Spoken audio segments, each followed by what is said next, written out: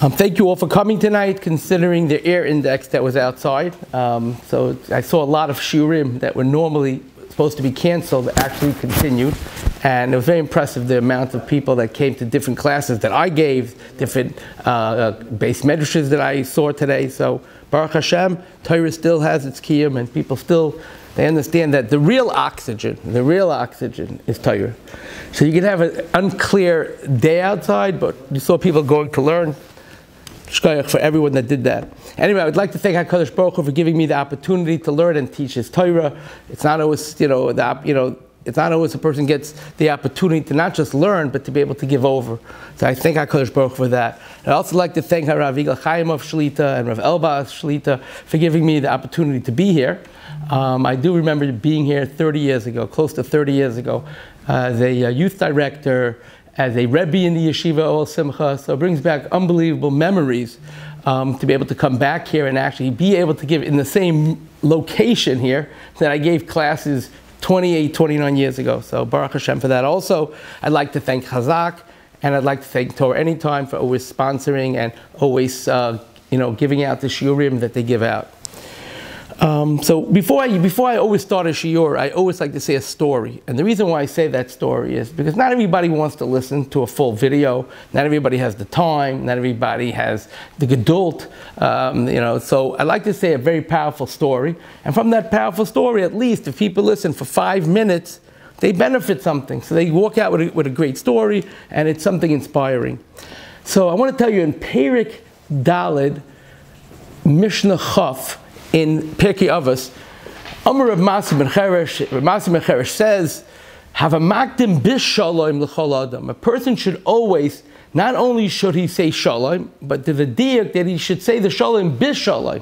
He should actually say it in a peaceful manner, in a happy manner. In other words, even your shalom, even your hello, should be bis shalom, should be in a very positive and joyful way, because you just never know. You never know when your little shalom, your little hello, your little, you think meaningless, hi to somebody can make his day and change around the whole situation.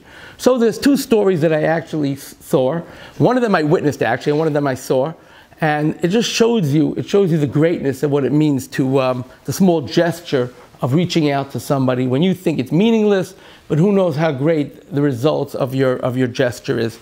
So there was a bacher in Panovich, 21-year-old boy, that goes over to his Rebbe, goes over to one of his Rabbeim, and he gives him his wedding invitation. He gives him a wedding invitation. And this particular Rebbe actually never taught this boy, and really didn't have much shaykhs to him, didn't have much connections to him, but he gave him his the wedding invitation. And the Rebbe looked at him and said to him, I'm very honored that you invite me to your wedding. I'm very honored that you invite me to your wedding. But in reality, I have nothing to do with you. I didn't have much to do with you. Why are you inviting me to your wedding? Why are you inviting? I'm honored, but why? Not only that, the Rebbe said, but I never really got invited to a wedding of a bacher in Panovich that was not my Talmud. So I feel very honored you invited me. So the Bacher turns to the Rebbe and he tells him, I want you to know that the greatest influence of any Rebbe that I had was from you, and the reason why I'm still in this yeshiva today is all because of you. Wow, the Rebbe's wondering, I never really spoke to this Bacher, he never was in my shir, and yet I left such an impact on this boy. So he asked the Bacher, why, what impact did I leave? So the Bacher said, I want to tell you that when I came to Panovich 4 years ago, I was 17 and a half. I came in the middle of this man. I knew how to learn, so I got in, but I didn't have the right chavrusas. I didn't make myself friendly enough, and I did not have a good zman. I didn't have a good semester. I didn't have a good zman. I actually had a miserable zman, to be honest with you. I wasn't happy. I wasn't learning as well as I should. And I made up my mind that after Pesach, I will not be coming back to Panovich. I made up my mind, I'm not coming back. So what happened was, the Shabbos before we all left for Bein Hazman and for Pesach, vacation, we all lined up Friday night, like we always did, to wish all the Rabbeim Good Shabbos. We lined up, there was like 20-something Rabbeim, and all the yeshiva boys line up, and they passed by the Rabbeim, and they wished them Good Shabbos. So when I passed you, you looked at me and you said to me, can I speak to you outside for a second? I said, sure, of course. So I went outside and you proceeded to fix my tie. What happened was my tie was a little bit on my collar.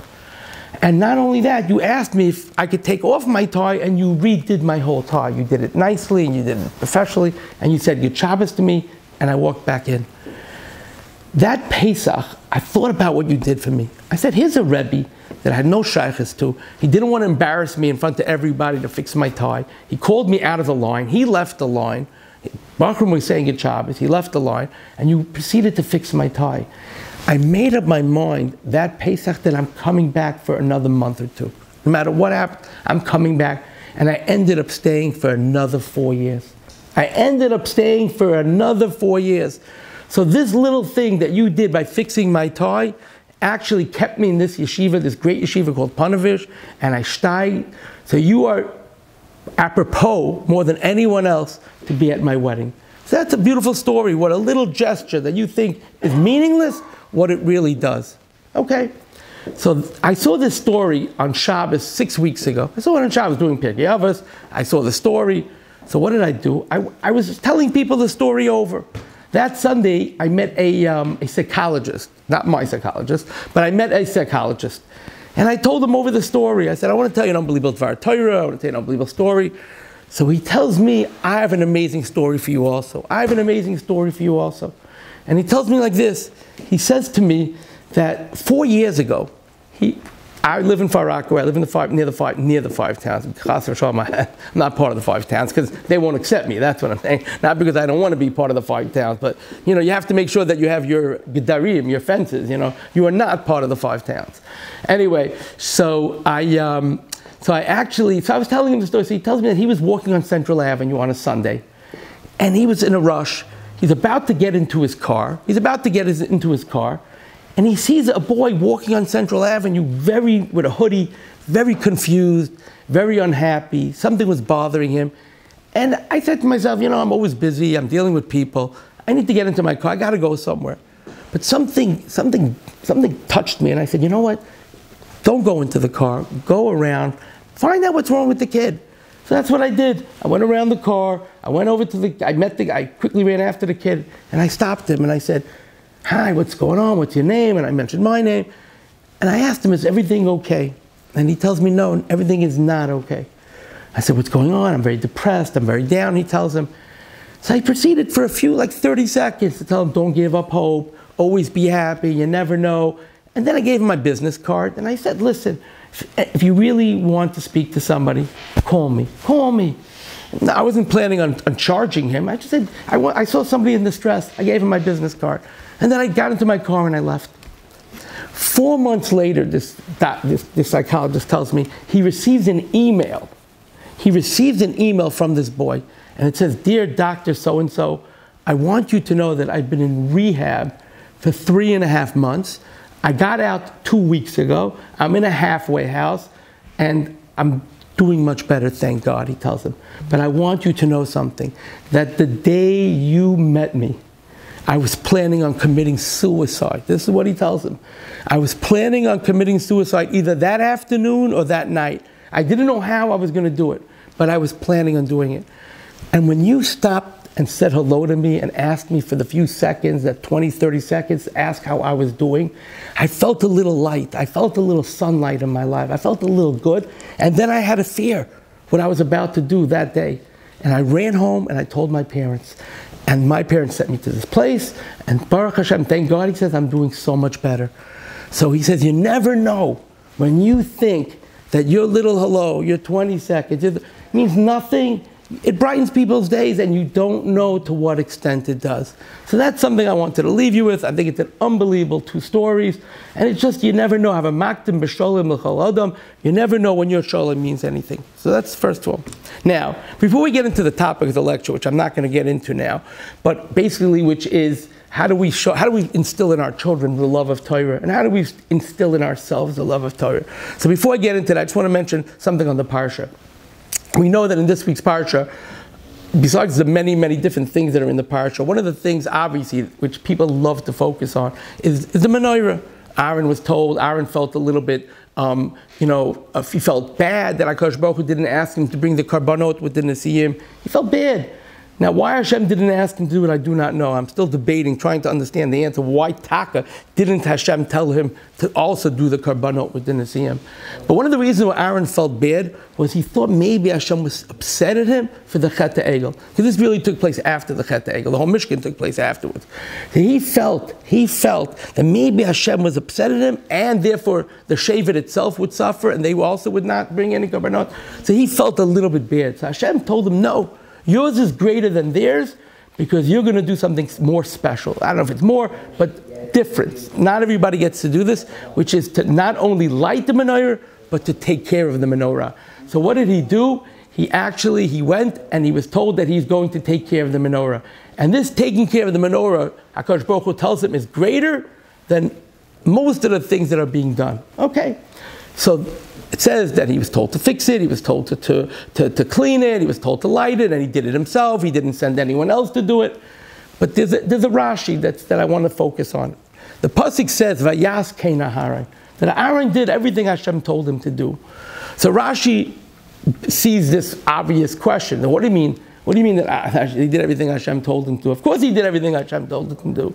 So Rashi says, "Melamed," it says here, "Shvachei shel Aaron shaloi shina," that he didn't change. That he didn't change, and what didn't he change? He didn't change what Hashem told him to do. So there's an obvious question here. What is Rashi adding? What is Rashi adding to what the pasuk says? It says, "Vayas keina Aaron," that Aaron did, and then it says, "Shaloi shina." It says, "Malam shvach shel Aaron shaloi shina," that he didn't change. He didn't change what Hashem told him to do. So the obvious question is, what is Rashi adding to this? So I saw 5 beautiful pshatim on this alone. What does it mean that Aaron did not change what he was told to do? So one of the things I learned that I saw was Shaloi Shina means that Aaron remained the same humble tzaddik that he was. That not that he didn't change what Hashem told him to do, but he himself didn't change. Shaloi Shina, that he stayed the same humble person. He was given such an honor, and it didn't change who he was as a person. So the word Shaloi Shina is not referring to the menorah or Hashem's commands, but it actually refers to Aaron staying the humble person that he was. That's one pshat I saw. Another pshat I saw, that usually when a person gets to do a job, he gets a new job, he gets a new profession, he's excited in the beginning, but as time wears off, as time goes on, it wears off a little bit. It wears off a little bit the same excitement that he had in the beginning. It's just not the same. You get used to it. A person gets a new job, a person gets a promotion, he's all excited for a little while, and then he gets used to it. He's waiting for his next promotion, But Aaron was able to actually have the same enthusiasm that he had on the first day and on the 365th day of the year. That's what Shaloi Shina teaches you, that he had the same excitement as if he just was told to do it. That's the second thing I saw. Also, a thing I saw which was really beautiful is the menorah was situated actually near the Kodesh HaKodashim. It was in the middle over there, and the Kodesh HaKodashim was right behind it. So there were other parts of, other pieces of the Mishkan in different areas, other kalim in the Mishkan that were in different areas, but the menorah was mamish situated in the middle over there, and it was right next to the Kodesh HaKodashim. And we know that Aaron's children a few weeks earlier were nifter by the Kodesh HaKodashim. So every day Aaron went to light the menorah, and when he went to light the menorah every day, what would he see? He would literally be reminded that right over there, his children were nifter. They were killed right there, and it could dampen his enthusiasm, dampen his excitement, dampen his love. Therefore, the Torah is teaching you Shaloi Shina, that it didn't dampen anything. He stayed happy, loving, excited, and it didn't change his mood on how he did the avodah. It didn't change his mood on how he did the avodah. So that's another answer that I saw. So that's regarding the menorah. One last thing I want to mention before I get to the topic that we were going to discuss. It says in the Parsha, Al pi Hashem yachnu ve'al pi Hashem yisu. That Klal Yisrael, what did they do? That through the mouth of Hashem they rested, and from the mouth of Hashem yisu they traveled. So the obvious question is, what's the Al pi Hashem yachnu Al pi Hashem yisu? We know that everything was told by Hashem. We know everything was told by Hashem. So what's the Al Pi Hashem? Yachnu Al Pi. What's the lashon of Pi? The Al Pi Hashem, from the mouth of Hashem. So I mentioned before to someone here that the Vilna Gaon says that from this pasuk we learn that when a person talks, he should always use the lashon of Bezrat Hashem or Emirza Hashem, or words that tell you that Hashem is always in every action that you do. Therefore, it says what? It says Al Pi Hashem Yachnu Al Pi Hashem Yisu, that a person should always, in his mouth, when he mentions things, he should always mention the name of Hashem, that Hashem is the one that's doing this. Now, so that's two. Now, so there's a kash over here, because the Gemara tells us like this. The Gemara tells us that we learn in Gemara, in Daf Lamed Aleph Amud Beis, we learn that from this pasuk we learn the halacha, that there's a halacha called soster amanas livnos, that if somebody breaks something, right? He destroys something, but if he destroys it to fix it in the same place, right? That's an isur. That's when there's an isur of chilul Shabbat regarding being soser, something, destroying something. But if somebody destroys something in one place and he builds it in another place, that's not called soser. That's not being soser. So what does that mean again? A person, according to the Gemara tells us that when somebody is soter, he has to be in the same place, amanas livnos, in the same place. In other words, you're really fixing. The breaking you're doing is really fixing. Why? Because when somebody breaks an old house, and he puts a new house there, he's not breaking an old house just to break the house. He's breaking it in order to rebuild something on that spot. Therefore, it's actually a destruction that's really to fix. Okay? So therefore, we learn out from this pasuk that what? That a person has to, when he destroys something, he has to build it in the same place. But if you look at the psukim, the Al Pi Hashem Yachnu, Al Pi Hashem Yisu is not in the same place. It's actually not in the same place. It's in different places because they traveled. That's the lashon Al Pi Hashem Yachnu, Al Pi Hashem Yisu. They traveled. So how could you learn out a halacha of sosa amanas livnos bimkomo when it's not bimkomo, it's someplace else? So the Bali Musa want to say something special, that the entire time Klal Yisrael was in the desert, even though they traveled, but they were considered in one place. They were under Tachas Kanfei Shechina.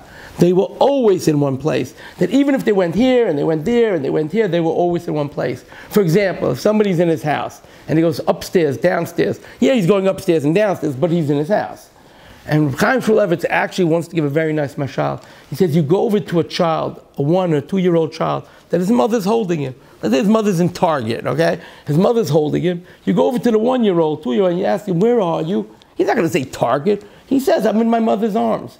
You go a little bit later, she goes to another store. You ask the child again, his mother's holding him, where are you? I'm in my mother's arms. So you could be going in different places, but in reality, to this child, they're in their mother's arms. Therefore, Klal Yisrael was under Tachas Kanfei Shechina, that wherever they went, they were like in their mother's arms. They were in the arms of Hashem. And therefore, it was considered in one place, and we learned the halacha from that. That's the incredible thing. We're learning halacha of Sos Amanas Livnos from this Musar Vart. So obviously, it's not just a Musar Vart. Obviously, it's just not a Musar Vart, but it's actually a true concept that Klal Yisrael was considered in one place. Once you were under Tachas Kanfei Shechina, they were enveloped like they were in one place. So that's regarding that. I do want to mention also that, I just want to tell you a little story actually before I go further about my father. I don't know, you probably all know my father, Moshe Walkin. My father growing up, I want to tell you, I grew up with a father that was mamish, kulei Torah. His whole life was based around learning Torah and teaching Torah. And even us, he was the best father in the world because he cared so much about our Torah that me specifically, my brother Aaron was on a very high level, so my father was able to leave him alone, if you know what I mean. He learned on his own. Me, every night. I didn't learn the way I should always. And every night, my father never went to a wedding, never went to a simcha. And he was invited to many weddings and many simchot. Many times he was asked to be Masari Kedushin. Many times he was asked to come to the wedding and have a kibbud or whatever, just to be there. And he would never, ever go to a wedding until he learned with me. He never went. He would say, I can't go. I'm learning with my son. He's coming home at 7:30, 7 o'clock. At 8 o'clock, 8:30, I'll leave to the wedding. Never. I remember this. And I'll be honest with you, I didn't always love it, but I loved the fact that he loved me like that. I saw the greatness of Torah because I saw a man that was so committed and that nothing would stand in his way to make sure I learned. Nothing. You know one thing, when he would come to Brooklyn, once in a while, he would come to Brooklyn actually to visit somebody. I was actually, this is years later, when I was in Toivadas, Yeshiva Toivadas, one of my stops.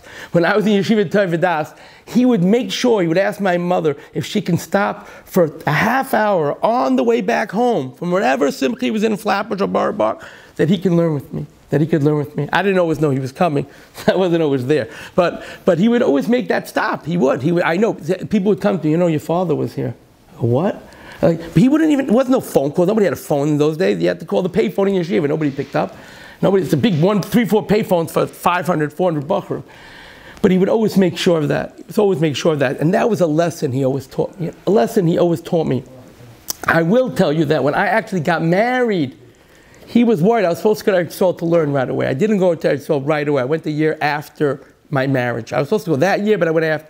And I remember that on the video of my wedding video, when they asked, I don't know if they do it today, but they used to go around asking each person from the family, say something to the chassan, So I remember that my father says, Avrohom, I'm going to miss our Chavrusa Shaft. That's what he said. Avrohom, I'm so happy for your Kala, but I'm going to miss our Chavrusa Shaft because he thought I was going right. I got married right before the summer. He thought I was going. I ended up staying for another year, a little bit low. I stayed with Rabbi Chaim Epstein's Kollel. Every day when I was in Kollel, he would come by train to learn with me. And he would sit through the shiur of Rabbi Chaim Epstein with all the boys. Some of these guys were 19, 18, 20. My father's a gadol. He would sit the shiur so that when he finishes listening to the shiur, he could sit with me the next day and chaza the shiur with me. So he would take it, and he didn't even drive. And he knew how to drive. He would take a train. He would take a train to go learn with me. Now, why did he take this train to go learn with me? Because the train ride takes, I don't know, an hour and 20 minutes. The car takes, 45, 50 minutes? But at least on the train, he was able to learn. So my father would take a train back and forth, walk to the train station, walk back. That was alone at least, 3 hours of his day. But he was always learning. I'm saying, just to sit and learn with me. Just to sit. This is what it means when you show your children. I want you to know that when you show your children that you walk out of your home at night after you come home from a hard day's work. When you come home from a hard day's work and you go out to a shiur, you're not just helping yourself. Your children see it. Your wife sees it. Even if she complains once in a while, you're always running to the shiurim, you're never spending time with me. Doesn't happen in my house. But I will tell you that even when you do that, you think deep down your wife is happy. Deep down your wife respects you because she knows she's married to an Adam that is Machshiv Torah. And when someone is Machshiv Torah, it automatically rubs off on his spouse and his children. Don't ever underestimate the koach of what your children see. They know, they see you. They see Friday after night when when the early Shabbatot that you go to sleep and you don't spend hours learning. They see Shabbos afternoon after a kiddush and you drank a little bit and you go lie down and you don't get up for hours. They see that. No, listen, everyone can rest and everyone can take a nap, but just be aware that these kids, their antennas are up. They may not say anything to you, but they know. I'll tell you another ma'aseh from my father. It seems like this whole thing's about my father. I'll tell you an unbelievable ma'aseh about my father. Unbelievable story. Friday night, you know my father, Rav Moshe? Okay. So I want to tell you. What? Oh, he likes to walk. Yeah, he walks. He can think, he likes to walk, he knows he gets there, he knows he comes back. Anyway, I'll tell you an unbelievable ma'aseh. My father, when I was growing up, Friday nights, pretty much, he would stay up a whole night and learn. Friday nights, he would sit. I remember getting up 6, 7 o'clock, whatever it is, go down to get a drink. I remember him falling asleep with he had shleikis then, suspenders, and that's how the Alta Hain look, and he wouldn't lie in bed. Friday nights, he didn't go to bed. And he would be either learning, and then he would get up and learn and get up and learn through the night. I remember this. So I remember one Friday night, got to hear the story. I remember one Friday night, with the olden days, they had, I don't know the olden days, but they had those radiators, that would make the noise, the heat. And the heat in the house sometimes could be terrible. It wasn't like central air or like central heating where it's smooth. One room could be not normally boiling hot because of the radiator. And if you slept near the radiator, not a good situation. So I remember in my room, it was always very hot. I do remember in the winter, my mother always wanted to make sure it was warm. It was very hot. So I would get up periodically to, at night to get a drink. So I remember at around 2:30, 2:45, one Friday night, I go down the steps and I peer over to see if my father's sitting in the den learning like he always was. So I saw the lights were off. So I said to myself, Baruch Hashem, my father, Baruch Hashem is going to now find, he went to sleep. The lights went out by accident, I'm sure. And now, because of that, my father went to sleep. And I walk into the kitchen. In the olden days, the ovens had a light on top. I don't know if they still have it, but in my days, all the ovens, Oster ovens, I remember, they had like a regular oven, and then there was like a little light on top. Now, I'm not sure if it was there to save money on electricity in the house, if it was supposed to be a night light, maybe that you could notice it, I don't know what it was, but there was always like a little light on top of an oven. And I remember walking into the kitchen, like thinking, and I'll tell you the truth, I was wearing an undershirt, I was wearing shorts, I wasn't dressed away, as if I'm going down to see people, that's why I looked to see. And I run down the steps, nobody's up, and I'm going to get a drink. And I see my father not sitting, standing like this by the light of the oven. And I asked him, I said, but what happened? He says, the lights went out early by accident. I don't know what happened with the Shabbos clock at around 1 o'clock. So I said, Baruch Hashem, I said to him, there's a light in the oven, by the oven, so I could learn over there. How many people would have said to themselves, the siman min hashamayim, that I'm supposed to go to sleep. Siman min hashamayim, that I should go to sleep. My father, nothing stopped him like that. And he's still living Baruch Hashem, and he's still my father. I don't want you to think how strong, but I want to tell you that these things leave an impression on a person. A person could even fall. A person could be away from this level, but he can always go back because of that memories that he has. So even if a child is not learning, even if a child is not, being osek in Torah and mitzvot the way a parent wants, you never know what story that you did, or the ma'asim, or the act, or the consistency of your actions, what it could do for your child later on in life. And I always say, the shalshelas, a chain is called a shalshelet, right? Why not? What do you need 3? Why not 2? 1 and 2, finished, right? What's shalshelas 3? Because if you look at a chain, one piece is going this way, the other one is going the opposite direction, but the third one is back to the original one.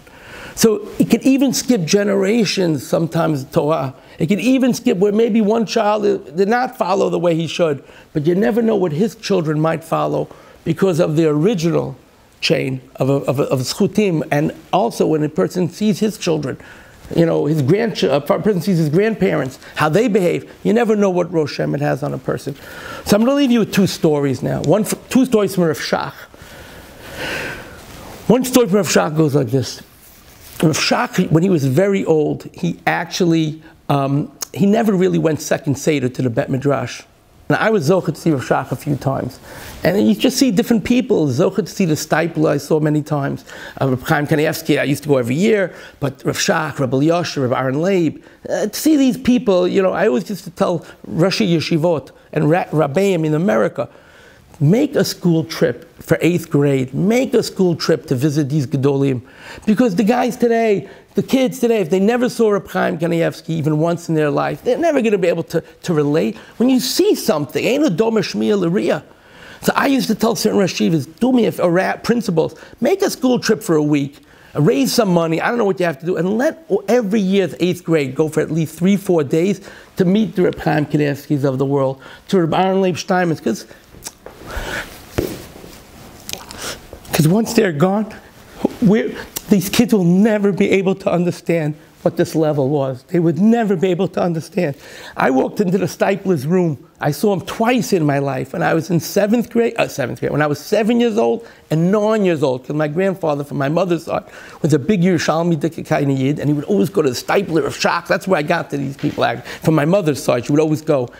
And I remember walking into the Steipler's room, and when you see the Steipler's face, once in your life, you'd never forget it. Did you ever see the Steipler? You never saw him, right? I'm sure Rabbi Yosef even People have seen him. You're going to tell generations from now, 20, 30 years from now, 20 years from now, who Rabbi Ovadia Yosef was. You heard of him. He has unbelievable stories. But when you see him, it's an vision engraved in your mind. Anyway, so Rav Shach never used to go in second Seder, especially when he was older. One day he goes into the Bet Midrash second Seder, and he goes over to one of his better students, and he tells him, "How you feeling?" And people, Rav Shach just walked in. "How you feeling?" So Rav Shach said, the boy said, "Baruch Hashem, Rashiva, I'm feeling good." So Rav Shach asked him, "Did you sleep last night?" So the boy said, "Yes, I rather slept very well last night." So Rav Shach said, "You weren't in shir yesterday?" So he goes, "Rashiva, I was in shir. Not only was I in shir, but the Rashiva even asked me. We discussed things in learning." So he goes, right, Taka, we're in shir," Rav Shach said to him. So Rav Shach says to him, "Do you remember how we ended shiur?" So he goes, "Yes, we ended with a shaila on the Rashba." That's what this boy said. So Rav Shach said, "No, do you have a teretz?" He said, the Rashiva was so questioning it. "How am I going to have a teretz?" he says. He says, "So you don't have a teretz?" He goes, "No, I don't have a teretz." So Rav Shach says, "I don't understand you. You said you feel good. You said you slept last night. You said, and you didn't even teretz the Rashba. How were you able to fall asleep when you had a shaila on the Rashba? How were you able to fall asleep?" Rav Shach said that I attempted once or twice during the night to fall asleep, to even go to my bed, and I would sit there, I said, "I can't sleep, I just can't sleep. I have a shaila on the Rashba, I can't sleep unless I have a teretz on the Rashba." This is what it means, Kihem b'chayenu v'oirech yameinu. Torah is not just a hobby, it's not a gift, it's life itself. Sure, it's a gift, but it's the gift called life. You should know that many years ago I was a youth director in a shul called Sharei Tefillah in Lawrence. And I used to do Parsha booklets, me and Asaf actually, we used to print out these booklets all the time on the Parsha. And I spent hours, he would put it together, and I would do all the work, whatever. And I would actually make these, it took me hours and hours, sometimes nights I would stay up the whole night, because I would send them to Tomer in Muncie, because he would print them for us. And what's Tomer's father's name that was nifty? You know what I'm talking about? Avrohom, right. Yeah, sure. So he used to do the printing in Muncie's. He used to do it for us for free, actually, all the booklets every week. Thank you. He is in the Neshama shall have an aliyah. Very special man. Oof. Anyway, so what happened was, I remember walking at 4:30 in the morning. I walked out of the office that I was I was taking care of to send it to him, to email it, and I see two balabatim, wealthy. They were sitting there at 4:45 in the Midrash Bechavruta, and I knew they did this every day. I did know they did this every day, and I walked over to one of them and I said, "What's pshat? I mean, these guys could sleep, honestly, for 20 years, and it would not affect their bank account. If they slept for 20 years, they probably, who knows how much money they would wake up to from all, and yet here they are at 4:45 in the morning learning Torah, B'chavrusa." And I knew they did it every day. I knew. And I said to one of them, I said, "What's pshat? You know you could sleep till 8, 9 o'clock. He looked at me and he says, "Do you realize this is oxygen for me? If I don't learn 2 hours before I go to work, who knows what will be at me in the office? Who knows what will happen to me at work? Who knows what will happen to me? To me, it's oxygen. I need this like I need oxygen." Unbelievable. It just leaves a roshim. We need to look at Torah that it's not a gift, it's not a hobby. It is, but it's your life, it's your breathing air. You need it for your oxygen. And I'm going to end with one story, a Gemara. An amazing, every Gemara is amazing, but the lesson is unbelievable. When Rabbi Akiva, you got to hear this is going to give you goosebumps. I guarantee this is giving you goosebumps. When Rabbi Akiva was imprisoned for teaching Torah, his student Reb Shimon Bar Yochai was able to sneak in. Now, I'm sure he did it with the who knows what Kedusha he needed, or what Kabbalah, what Shem HaMefarish he needed to get into this prison. But he gets into this prison, and he sees his Rabbi Akiva, and he tells his Rabbi, Talmideini Torah, teach me Torah. Gemara Pesachim, Daf Kuf Yud, Aleph Amud Beis. I don't know Torah like that, I just saw it. That's how I know it. Kuf Yud Aleph Amud Beis. And it says, Rebbe, maybe it's Al Yud Beis. Amud Beis. He said, teach me Torah, Talmideini Torah. So Rabbi Akiva answered, Meloi al medecha, I will not teach you. So Reb Shimon Bar Yochai tells Rabbi Akiva, you know Reb Shimon Bar Yochai was? Only 2 people got smicha from Rabbi Akiva, from all the Talmidim, Reb Meir and Reb Shimon Bar Yochai. Reb Shimon Bar Yochai at the time already was on this greatest of levels. And he tells his Rabbi Akiva, that if you don't teach me Torah, ani elech, I will go, v'omer le'avi Yochai, and I will also tell my father Yochai, v'onu moiser l'chol malchus, and I will tattletale on you to the government. Now, there's a few questions here. Number one, what is he threatening his Rebbe anyway? First of all, he's already in prison. He's going to die any day anyway. What is he going to tell on him? He's already in prison. He's going to die any moment now. So what is he threatening him? Number two, what chutzpah does this to tell a Rebbe that if you're not going to teach me Torah, I will tattletale, plus I'll get my father, what's his his father, to masa you to the government?